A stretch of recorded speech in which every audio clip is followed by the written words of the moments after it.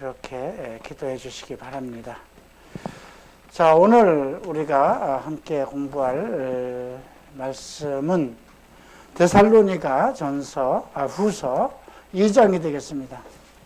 데살로니가 후서 2장입니다.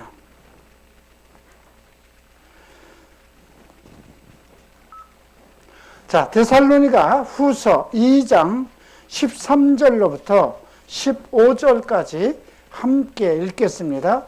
주께서 사랑하는 형제들아, 우리가 항상 너희에게 관하여 마땅히 하나님께 감사할 것은 하나님이 처음부터 너희를 택하사 성령에 거룩하게 하심과 진리를 믿음으로 구원을 받게 하심이니, 이를 위하여 우리의 복음을 너희로 부르사 우리 주 예수 그리스도의 영광을 얻게 하려 하심이니라.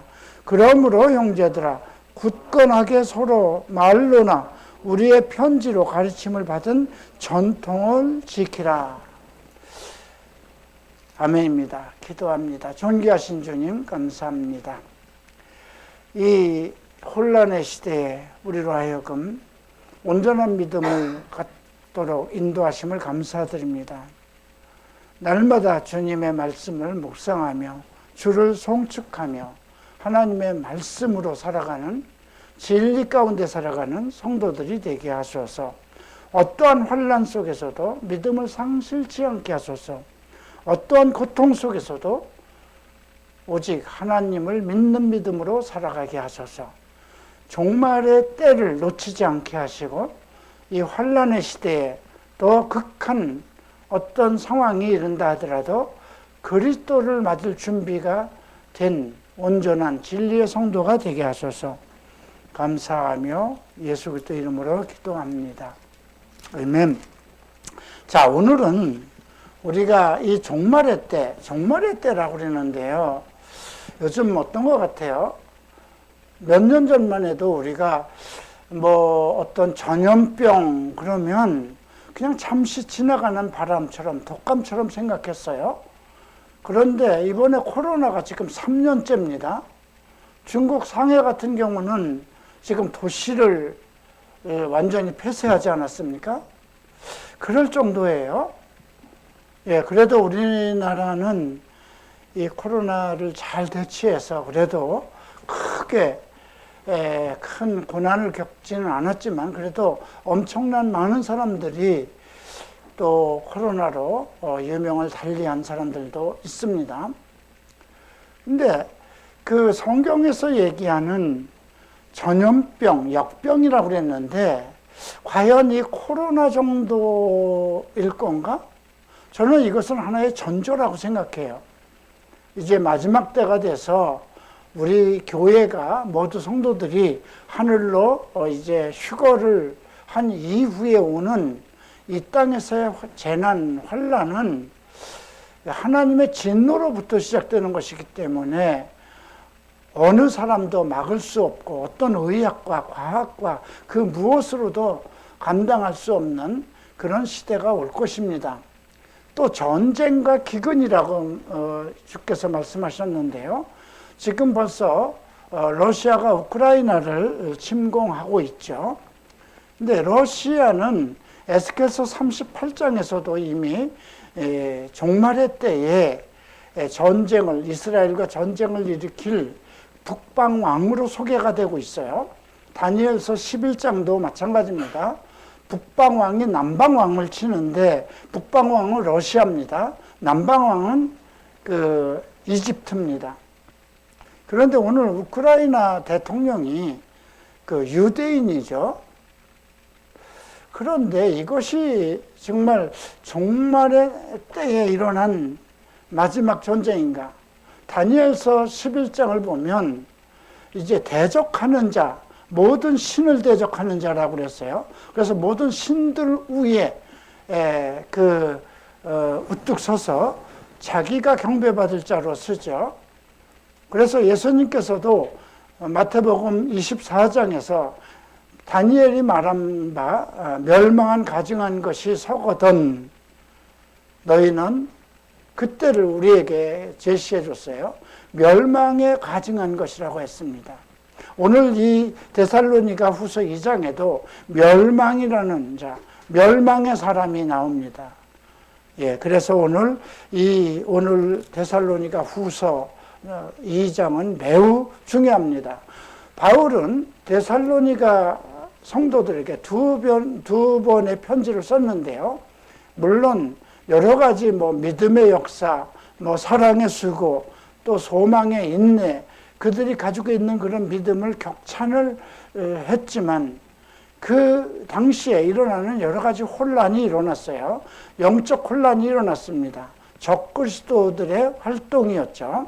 그래서 오늘 데살로니가 후서 2장 7절에도 이미 불법이 시작되고 있다고 그랬어요. 불법의 비밀이 활동하고 있다고 그랬습니다. 지금 이것은 우리도 이 땅에서, 우리나라에서도 불법의 비밀들이 활동하고 있음을 보고 있죠. 진리가 아닌 이것은 교회 안에서 일어나는 그런 일들입니다. 불법의 비밀이란 그냥 믿지 않는 자들 속에서 일어나는 것이 아니라 교회 안에서의 활동을 언급하는 것입니다. 그래서 우리가 가장 중요한 것, 이제 종말의 날에는 어떤 일이 일어날 것이고 우리는 어떤 믿음으로 이것을 대처할 것인가, 이 부분에 대해서 좀 깊게 살펴볼 필요가 있습니다. 자, 이제 우리가 2장 1절을 보겠습니다. 그래서 오늘 데살로니가 후서 2장은 크게 세 가지로 나눌 수 있는데요. 첫 번째 문단에서는 배교의 영들, 그러니까 배도입니다. 배교라는 거는요, 세상 사람들이 우리에게 대적하는 것이 아니에요. 믿지 않는 사람들이 우리를 대적하는 것이 아니라 교회 안에서 배교 운동이 일어난다는 것이죠. 무엇에 대한 배교일까요? 교리에 대한 배교예요. 성경의 진리의 기록을 바꾸는 거예요. 구원론도 바꾸고 성령론도 바꾸고 종말론도 바꾸고 자기 멋대로 성경적 교리를 바꾸는 것이 배교입니다. 이미 그러한 배교가 많이 일어났기 때문에 이단들이 활동하는 것이죠. 두 번째에서는 우리가 믿는 자들 중에, 우리가 예수를 믿었으면 다 구원을 받아야 되잖아요. 그런데 믿는 자들 속의 역사는 영들이 있어요. 그래서 미혹의 역사가 이 교회 안에 역사한다는 것이죠. 그걸로 인해서 온전한 구원에 이르지 못하는 그런 내용이고요. 그리고 마지막으로 오늘 우리가 13절부터 읽은 바울의 권면입니다. 너희는 어떻게 할 것인가? 너희는 누구인가? 이 부분에 대해서 우리가 살펴보도록 하겠습니다. 2장 1절을 보겠습니다. 형제들아, 우리가 너희에게 구하는 것은 우리 주 예수 그리스도의 강림하심과 우리가 그 앞에 모임에 가여서, 그 앞에 모임이라는 건 교회 활동이고 교회 모임이죠. 영으로나 또는 말로나 또는 우리에게 받았다 하는 편지로나 세 가지로 얘기합니다. 어떤 영적인 현상, 또 말로, 이거 말로 전파되는 것, 주변 사람들에게 전파되는 어떤 메시지죠. 그리고 우리에게서 받았다 하는 편지니, 그 당시에는 이제 바울 사도들을 중심으로 해서 하나님께서 성령으로 말씀을 주셨어요. 계시를 주셨어요. 그래서 계속 이 복음서가 써내려가고 있는 도중이에요. 그래서 바울이나 다른 우리가 요한 서신이나 이 모든 것, 사도행전도 누가를 통해서 기록한 거잖아요. 그러니까 그것이 다 서신으로 전달된 겁니다. 그래서 영으로나 말로나 편지로나 주의 날이 이르렀다고 해서 쉽게 마음을 흔들리거나 두려워하거나 하지 말라. 마음의 동요를 갖지 말라는 것입니다. 종말이 가까웠다, 그런 메시지가 온다고 해서 마음의 동요를 갖지 말라는 것입니다. 한국에도 1993년도인가요? 제가 일본에서 한국으로 들어올 그 무렵 전후였는데 이장님의 다미 선교회가 있었어요.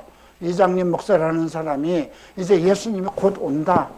그리고 그 당시 중학교 다니는 한 청년이 환상 속에서 예수 그리스도의 재림을 보았다.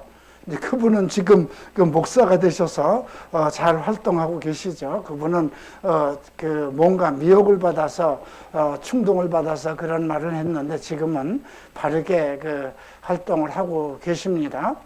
근데 그렇게 해서 우리나라 모든 교회가 거의 다 빠졌었어요. 거의 교파를 막론하고 한국에 있는 모든 교회들이 그 이장님을 따라가고 난리가 났었어요. 저는 그 당시 다행히 일본에서 호라이즌 채플에 있었을 때였지만, 예, 그 정도로 뭐 문선명이의 어떤 그런 것, 뭐 박혜선 장로의 어떤 그런 잘못된 교리보다 한 그 종말론에 대해서 상당히 크게 역사했던 그런 일들이 있었죠. 뭐 전 세계에 퍼져 있는 우리 교포 교회에서도 이장님과 그 담임 선교회로 인해서 거의 다 이렇게 빨려 들어가고 그랬던 일이 있습니다. 그걸로 인해서 문제가 생긴 게 뭘까요? 한국 교회에 종말론 설교가 사라졌습니다. 종말론 설교를 하면, 계시록 설교를 하면 아직 자기들의 어떤 온전한 깨달음의 확신이 없는데 괜히 그걸 전하다가 이장님이처럼 이단으로 몰리면 안 된다. 그래서 한국교회에서는 결국 종말론이 없어졌어요. 그래서 무천년주의로 갔어요.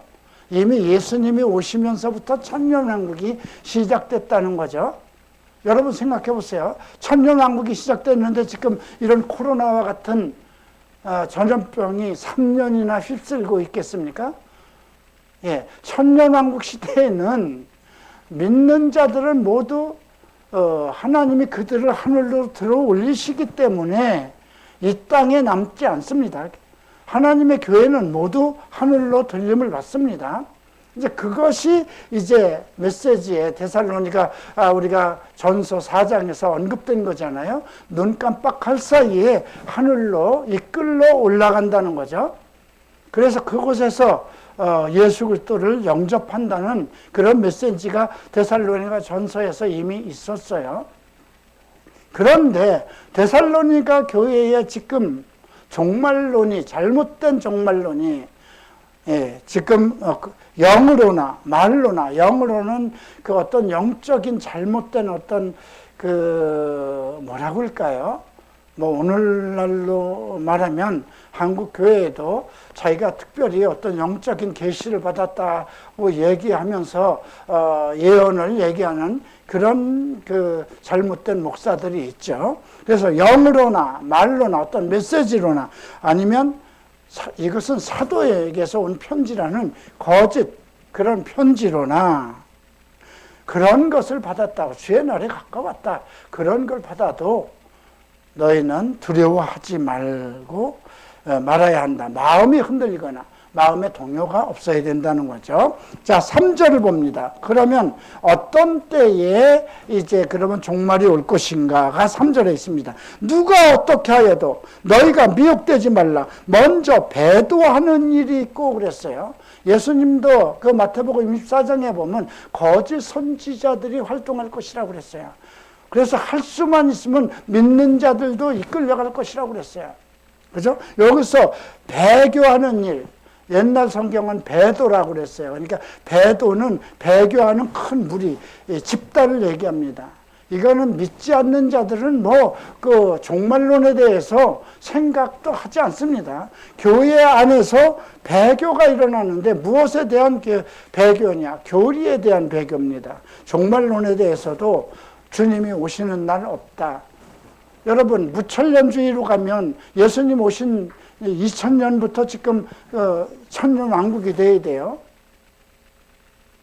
그러니까 이거 교리가 잘못된 거죠.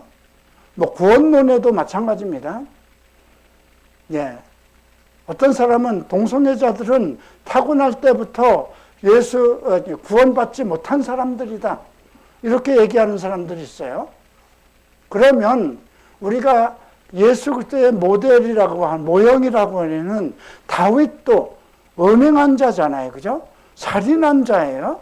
그러면 하나님 반열에 못 들어갔어야 됩니다.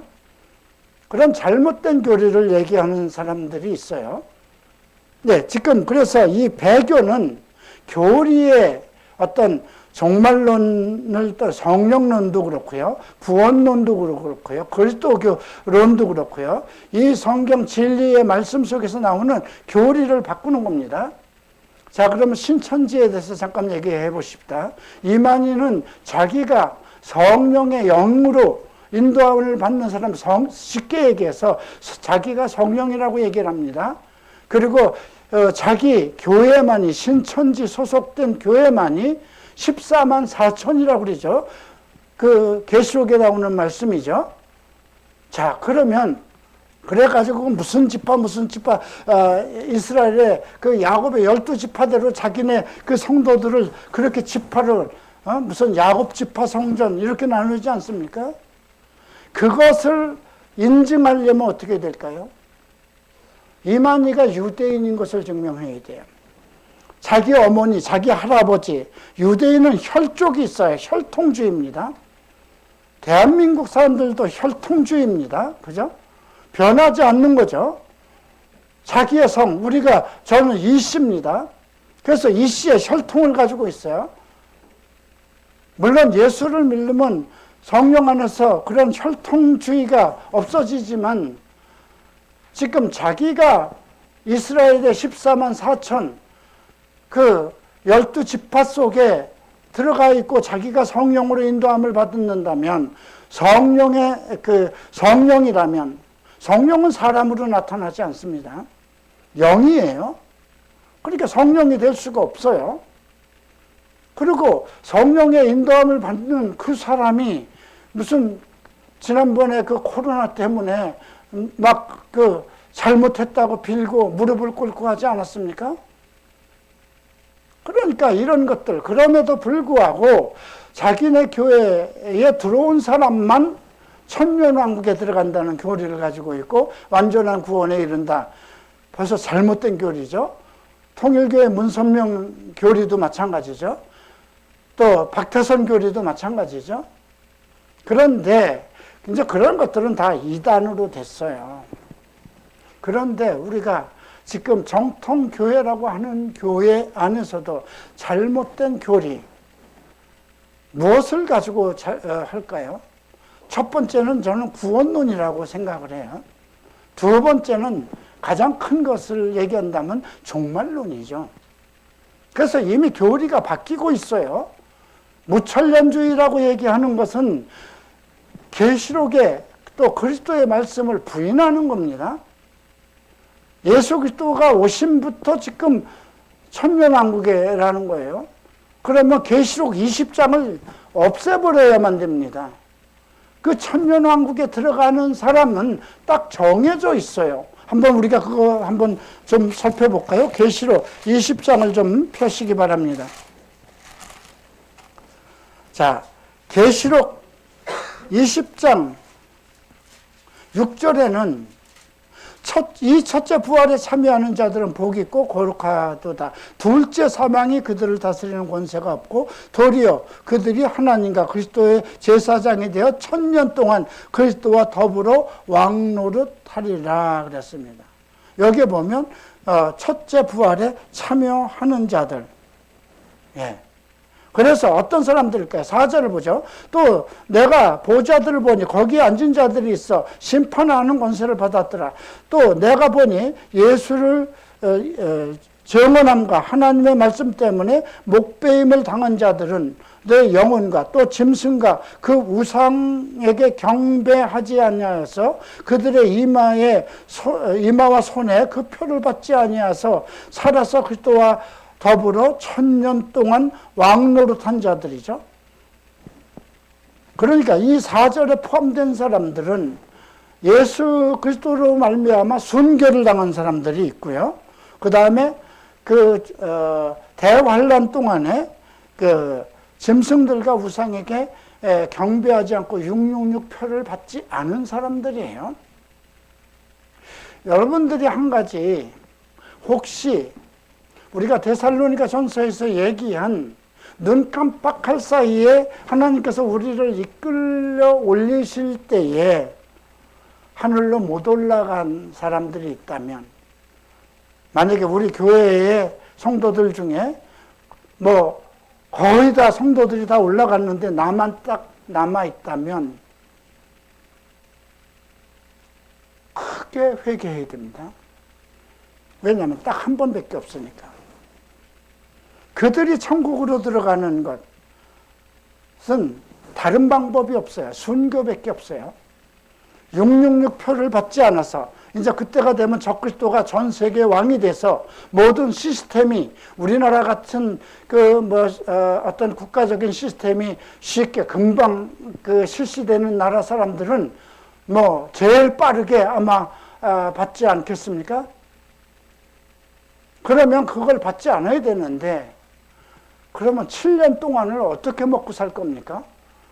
그 적그리스도의 체제, 그 국가의 국민이 돼야 되는데, 시민이 돼야 되는데 주민등록표가 없는 거예요. 아무것도 할 수 없어요. 전차도 못하고 버스도 못하고 은행 거래도 못하고 아무것도 사지도 못하고. 그러면 7년 동안 먹을 거를 잔뜩 사가지고 어디 산골에 굴 속에 들어가 있어야 되는데 그럴 자신이 있습니까?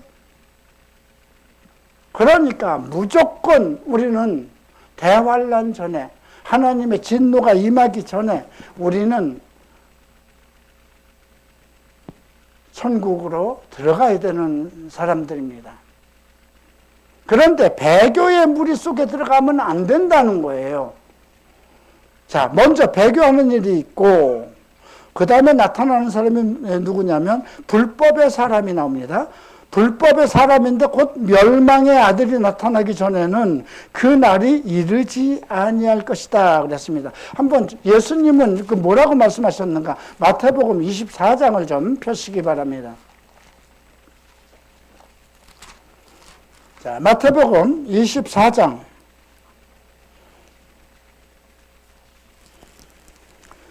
자, 24절에 보면 거짓 그리스도들과 거짓 선지자들, 예언자들이죠. 표적과 기사와 능력을 펼 것이라고 그랬습니다. 자, 그리고 이제 29절에 보면 큰 환란, 해가 어두워지고 별들이 떨어지고 하늘의 권능이 흔들린다고 그랬죠. 그리고 하늘에서는 인자의 징조가 보인다고 그랬습니다. 그리고 큰 나팔 소리와 함께 천사들을 보내리니 그들이 택하신 자들을 하늘 이 땅에서 저 땅까지 사방에서 모으시겠다, 이런 말씀을 했습니다. 자, 그러면 이 적그리스도 오늘 멸망의 사람에 대해서는 어떻게 얘기했나? 24장 11절을 보겠습니다.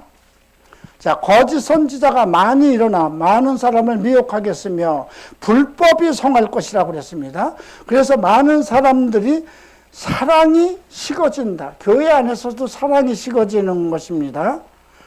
자, 그러면 여기에서 언급한 이제 예수님께서 한 말씀을 하시는 24장에서 하신 말씀이 있어요. 멸망의 사람.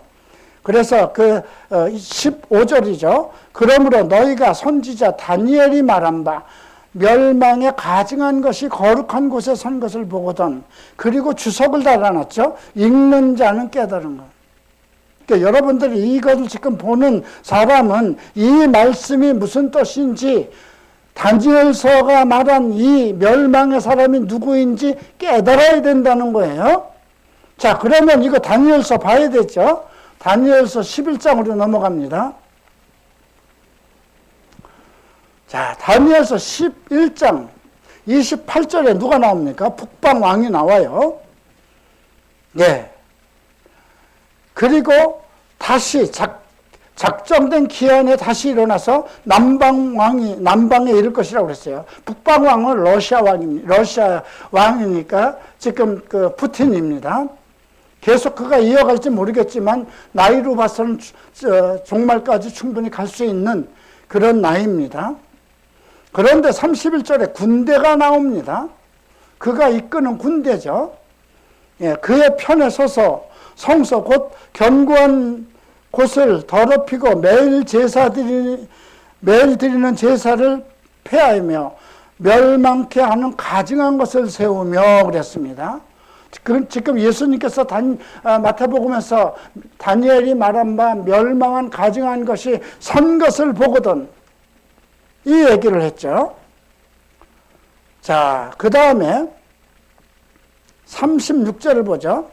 그 왕은 자기 마음대로 행하며 스스로 높여 모든 신보다 크다 하며 비상한 말로 신들의 신을 대적하며 형통하기를 분노하심이 그칠 때까지 하리니 이는 그 작정된 일이 반드시 이룰 것이다. 이렇게 언급되어 있습니다.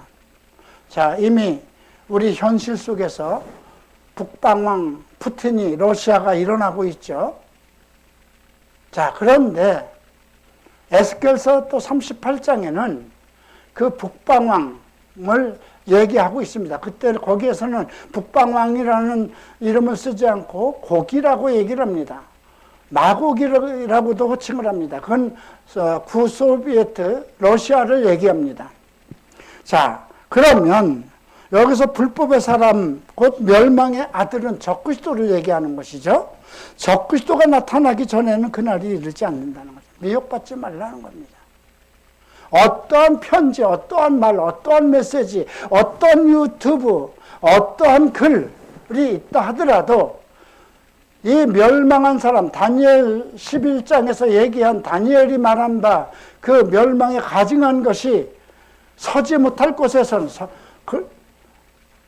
이스라엘 예루살렘 성전에 선 것, 그래서 자기를 모든 자기가 하나님이라고 말하는 그 사건이 일어나기 전, 그 사람이 나타나기 전에는 종말은 없다 이겁니다.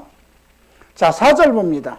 그는 대적하는 자라 신이라고 불리는 모든 것과 숭배함을 받는 것에 대항하여 그 위에 자기를 높이고, 이미 아까 다니엘서에서 우리가 잠깐 보지 않았습니까? 하나님의 성전에 앉아 자기를 하나님이라고 한다. 이스라엘과 계약을 합니다. 그래서 성전을 지어줍니다. 지금 우리가 예루살렘, 이스라엘 가면 하나님의 성전이 없어요. 거기에는 이교도의 어떤 도움이 있습니다. 황금 사원이라는 도움이 있을 뿐입니다.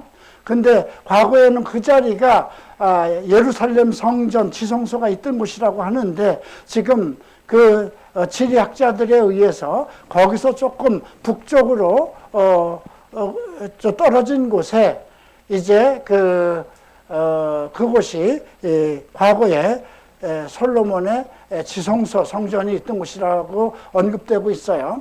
그래서 우리가 계시록 11장을 보면 성전 측량이 나오죠.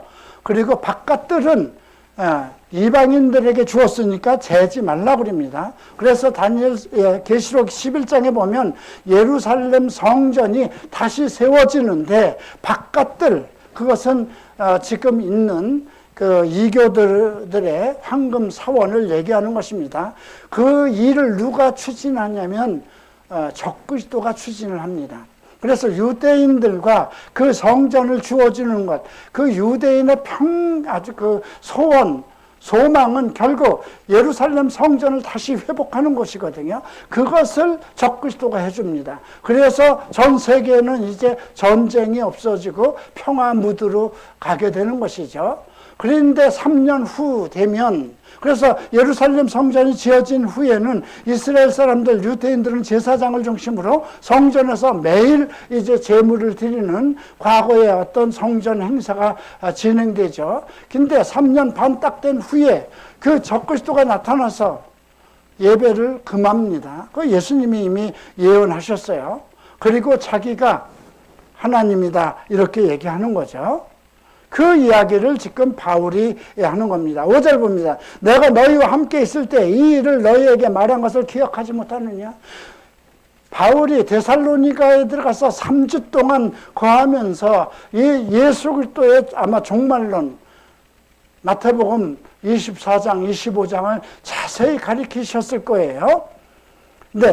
그런데 보세요. 6절에 보면 너희는 지금 그로 하여금 그의 때에 나타나게 하려 하여 막는 것이 있는 것을, 그로 하여금 그때도 지금 있는 거예요. 지금 데살로니가 교회 그 시대, 바울의 시대에도 불법의 그 역사가 있는 겁니다. 영들의 역사가. 근데 그로 하여금 그때에 나타나기 위해서, 그러니까 계시록 11장 이후에 이제 계시록으로 보면 13장입니다. 나타나게 하기 위하여 막는 것이 있는 것. 막는 것 누굴까요? 교회의 활동입니다. 진리에 입각한 정통 하나님의 말씀을 사모하는 교회들, 그리스도의 교회들의 활동입니다. 자, 7절 봅니다. 불법의 비밀이 이미 활동하였으나 지금은 그것을 막는 자가 있어. 여기서 막는 자를 누구라고 봐야 될까요? 저는 교회라고 생각합니다. 성령을 가리켜서 막는 자라는 호칭은 안 하지만 교회는 성령 안에서 활동하는 교회이기 때문에 지금은 막는 자가 있어서 그 중에서 옮겨질 때까지 하리라. 이 막는 자에 대해서 여러 가지 신학적인 언급을 합니다. 하나는 정치 세력이라고도 얘기를 합니다.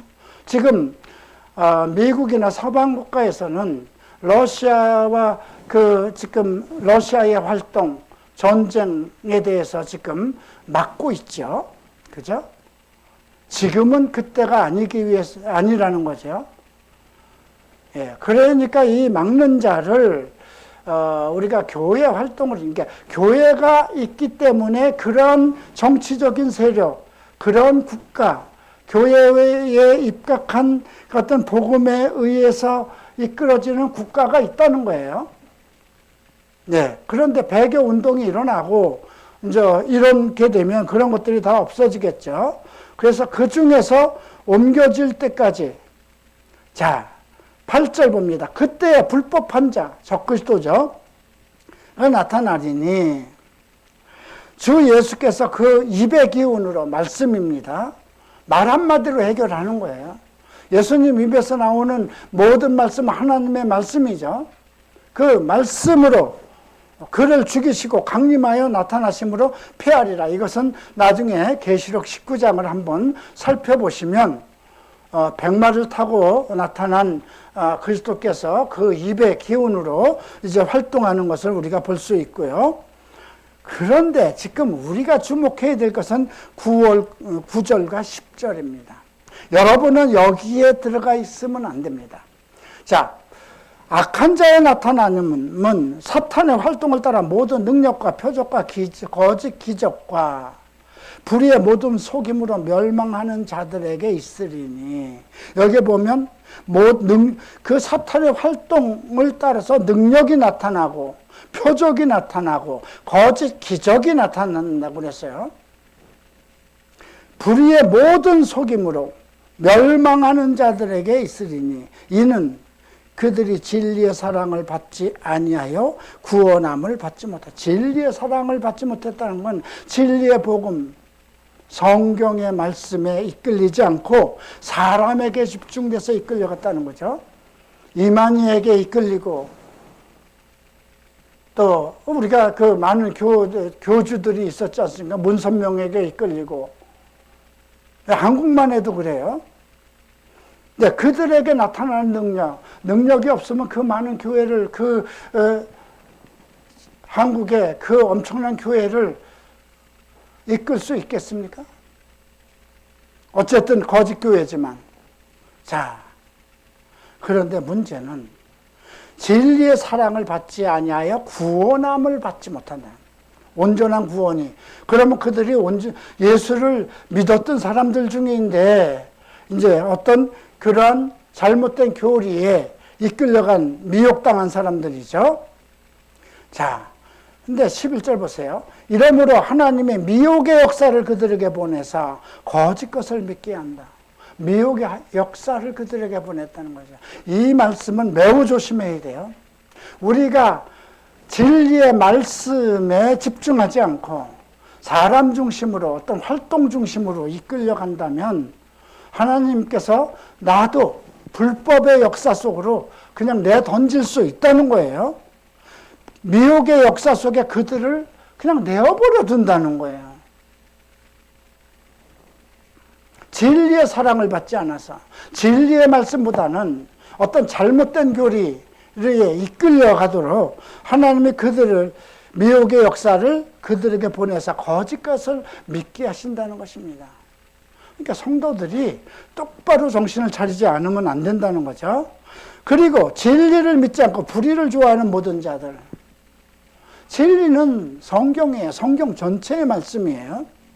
이것보다 어떤 교회 활동이라든가 교회에 많이 그냥 헌금을 하면 뭐 축복을 받는다는 그러한 것, 내가 성전을 하나 지어서 하나님께 드렸다든가 그러한 사람들을 위해 자기를 나타내려고 하는 잘못된 믿음들. 근데 진리를 가르치지 않으면 사람들은 거짓 것에 미혹당할 수밖에 없어요. 저도 한국에서 가장 큰 교회에서 30살의 믿음 생활을 했지만 진리의 인도함을 받지 못했어요. 내가 그 당시 그 교회를 12년을 섬겼는데 진리의 복음을 창세기부터 계시록까지 들었으면 그때 벌써 변화가 돼서 새 사람이 됐겠죠. 내 영은 예수를 믿어서 하나님의 사람이 되었지만 내 생각과 사고와 내 지식과 내 마음이 아직도 잘못된 대로 이끌려간 것이죠. 그 진리의 사랑을 받지 못하면 구원에 이르지 못한다는 것입니다. 진리를 믿지 않고 불의를 좋아하는 모든 자로 하여금 심판을 받게 하기 위해서. 이건 매우 슬픈 일 중에 하나입니다. 하나님을 믿었어도, 예수 그리스도를 믿었어도 온전한 구원에 이르지 못하는 것. 왜 그럴까요? 진리 가운데 택함을 받지 못했기 때문에, 진리 가운데 인도함을 받지 못했기 때문이죠. 그래서 지금 마지막 절에 이렇게 얘기합니다. 주께서 사랑하는 형제들아, 너희는 그 속에 포함되지 않았기 때문에 주께서 사랑하는 형제들이라는 거죠. 우리가 항상 너희에게 관하여 마땅히 하나님께 감사할 것은 하나님이 처음부터 너희를 택했다. 말씀을 듣기로, 진리를 사모하고 말씀을 듣기로 작정한 사람들은 하나님께서 처음부터 택했다는 것입니다. 택함이 있어요. 또 성령의 거룩하심과 하나님이 특별히 진리 가운데로 택하심을 받은 사람들은 성령의 거룩하심을 받은 사람들이고요. 진리의 믿음으로 구원을 받게 진리로 여기서 보면 이 말씀, 진리를 믿음으로. 교회에서 무엇을 믿을까? 목사 말을 믿을 것인가? 목사는 진리의 말씀을 선포하는 도구예요. 그죠? 목사가 만약에 미혹을 당하고 있고 잘못된 교리에 빠져 있으면 그 성도들은 다 잘못된 교리에 빠질 수밖에 없어요. 그죠? 그러니까 진리를 믿음으로 구원을 받게. 지금 앞에서는 진리를 믿지 못하기 때문에 그 구원을 받지 못하게 한다고 그 10절에 얘기했고요. 여기 지금 14절에서는 13절 말미에서는 진리를 믿음으로 구원을 받게 한다. 무엇을 믿을 것인가예요. 이 종말의 때에 우리가 무엇을 믿어야 할 것인가? 내가 무엇을 믿어야 할 것인가? 그러므로 형제들아, 굳건하게 서서, 말씀 안에 굳건하게 서라는 거죠. 말로나 우리의 편지로 가르침을 받은 전통, 사도들이 가르친 메시지, 사도들을 통해서 정통 교회와 정통 하나님의 교리를 선포하는 사도적인 메시지를 얘기하는 겁니다. 요즘에 그 사도적인 은사를 가지고 있다는 그런 교회도 있어요. 네, 근데 그 목사들의 얘기를 보면 매일 엄청 거짓말을 해요. 성경이 말하지 않은 것을 얘기하면서도 자기들은 사도교회, 사도들의 교회라고 그러죠. 예. 그래서 우리의 편지로 가르침을 받은 전통을 지키라. 전통을 얘기합니다. 우리 주 예수 그리스도와 우리를 사랑하시고 영원한 위로를 얘기합니다. 왜 위로를 얘기할까요? 진리의 말씀 속에서 그 말씀을 지키며 생활하기가 쉬운 것이 아니기 때문에 그렇습니다. 예. 영원한 위로와 좋은 소망을 주신 하나님 우리 아버지께서 너희 마음을 위로하시고, 영원한 위로, 내가 지금 고난을 받고 지금은 부족하고 지금은 잘 살지 못해도 영원한 위로라고 하셨어요. 예, 그리고 내 마음을 말씀을 통해서 내 마음을 위로하시고 모든 선한 일과 말에 굳건하게 하시기를, 선한 일과 말이라고 했습니다. 오늘 이 메시지 여러분들 나중에 다니엘서 11장 꼭 보시고요. 마태복음 24장, 마가복음 13장 읽으시고요. 계시록 11장, 13장 함께 보시면 이 데살로니가 오늘 2장을 통해서 바울이 우리에게 전달하는 내용을 충분히 이해할 것입니다. 이제 우리가 계시록이 끝나고 나면 여러분들이 내가 지금 내 믿음이 어디에 와 있는가, 내가 지금 무엇을 믿고 있는가, 그리고 어느 것이 잘못된 것인가를 좀 알게 되실 것이라 믿습니다. 자, 기도하겠습니다. 다 일어나시기 바랍니다. 존귀하신 주님,